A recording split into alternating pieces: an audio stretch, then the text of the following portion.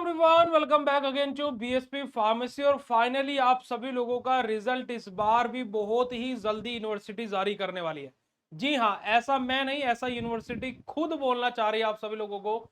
देखिएगा, आप लोगों को पता होगा कि पिछली बार जब आप लोगों ने पेपर दिए थे विद इन अ मंथ, एक महीने के अंदर अंदर, और जो फर्स्ट सेमेस्टर वाले बच्चे थे उनका तो 10 दिन के अंदर अंदर यूनिवर्सिटी ने रिजल्ट जारी कर दिया था।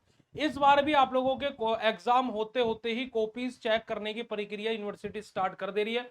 और इस बार तो जो नंबर ऑफ सेंटर्स आपके रहते हैं जहां पर कॉपी चेक होती है, उन नंबर ऑफ सेंटर्स को बढ़ाने की तैयारी में है यूनिवर्सिटी।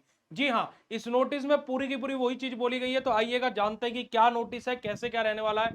तो इस वीडियो में पूरी की पूरी डिटेल में बात करेंगे। तो हे एवरीवन, मेरा नाम है पुनीत राजपूत और आप लोग प्यार से मैं पुनीत सर पुनीत भाई बुलाते हैं। स्वागत है आप सभी लोगों का आपके प्यारे से प्लेटफॉर्म बीएससी फार्मेसी में।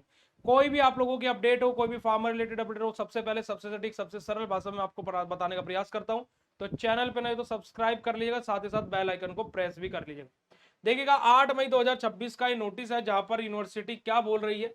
देखिएगा, विश्वविद्यालय द्वारा सत्र 2025-26 के सम सेमेस्टर की रेगुलर तथा कैरियर विषयों की परीक्षाओं हेतु मूल्यांकन केंद्र बनाए जाने हेतु आवेदन किए जाने तथा जो विषयवर हमारा शिक्षकों यानी कि जो मूल्यांकनकर्ताओं का विवरण उपलब्ध कराए जाने के संबंध में नोटिस रहने वाला है।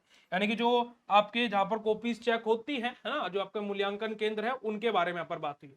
यहाँ पर यूनिवर्सिटी क्या बोल रही है कि जो भी संस्थान यानी कि जो भी ऐसी जगह या फिर जो भी लोग सोच रहे हैं कि भाई हम भी अपने कॉलेज को क्या कि कॉपी चेकिंग का क्या बनाए, अपना एक सेंटर बनवाए, तो उसके लिए यहाँ पर यूनिवर्सिटी ने क्या बोला है कि 2025-26 के सम सेमेस्टर की रेगुलर तथा कैरी ओवर विषयों की जो परीक्षा में प्रतिभा करने वाले छात्र छात्राओं की लिखित उत्तर पुस्तिकाओं का डिजिटल मूल्यांकन, देखो आपकी कॉपी क्या बेटा जी डिजिटली चेक होती है, डिजिटल मूल्यांकन कराया जाना है।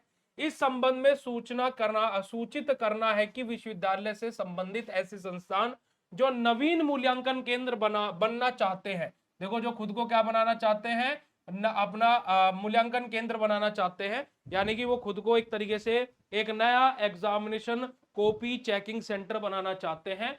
तो उनको इन सब चीजों को फॉलो करना पड़ेगा। सबसे पहले डिजिटल मूल्यांकन केंद्र पर जो इंटरनेट कनेक्शन है, कंप्यूटर लैपटॉप जो जो भी चीजें हैं उन और बैठने की एक उचित व्यवस्था होनी चाहिए। दूसरा क्या बोला गया कि जो केंद्र है यानी कि जो संस्था के जो कंप्यूटर सेट पर है ना, हमारा फायरवॉल की जो सूचित हमारे क्या बेटा जी जो हमारा व्यवस्था हो।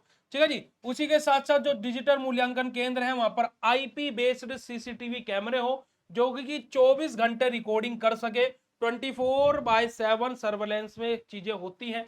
साथ ही साथ जो डिटेक्टेड हमारा जो इंटरनेट की सूचित व्यवस्था हो कि अगर जो क्या बेटे हमारा जो इंटरनेट है ना, कि हाई स्पीड जो डिटेक्टेड इंटरनेट है, कि जो स्पीड है इंटरनेट की वो हाई स्पीड वाली होनी चाहिए। जो मूल्यांकन केंद्र पर जो मूल्यांकनकर्ताओं के आने जाने हेतु पब्लिक ट्रांसपोर्ट की सुगम व्यवस्था हो, यानी कि कोई ऐसा ना हो कि लोकल एरिया में है कि आना जाना ऑटो वोटो वहां तक सब कुछ काम करते हो। ठीक है जी, ये सारी की सारी चीजें हो।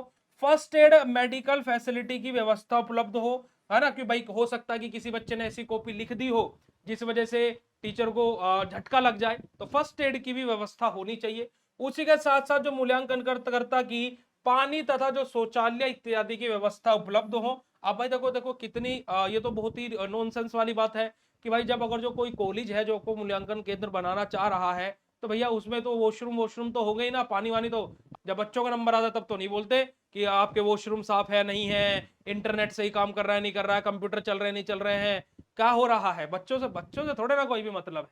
ठीक है जी। मूल्यांकन के दौरान जो विद्युत जो सप्लाई वो भी पूर्ण रूप से होनी चाहिए, यानी कि जो क्या है कि जो इलेक्ट्रिसिटी है, अब देखो इलेक्ट्रिसिटी बच्चों के टाइम पर हो या ना हो, पढ़ते टाइम उन पर, क्योंकि आप पसीने में भी पढ़ सकते हो। उसके बाद में मूल्यांकन के दौरान विद्युत सप्लाई तो हो गया भाई। आपकी संस्था के आसपास की संस्थाओं में, है ना, संस्थाओं से समन्वय बनाकर हमारा संकाय सदस्यों को मूल्यांकन हेतु सूचित व्यवस्था करना सुनिश्चित करना होगा कि आप लोगों के भाई सेंटर पर आप लोगों ने एक सेंटर आपका फाइनल हुआ है, तो आसपास के जो कॉलेजेस हैं उनमें से जो टीचर कॉपी चेक करना चाहता है तो उनको आपको सुनिश्चित करना पड़ेगा। डिजिटल मूल्यांकन केंद्र का जो संपूर्ण विवरण तथा जो भी चीजें हैं शिक्षकों को लेकर के, है ना, संख्या जो आपका प्राप्त रूप के अनुसार उपलब्ध कराना अनिवार्य होगा आपको।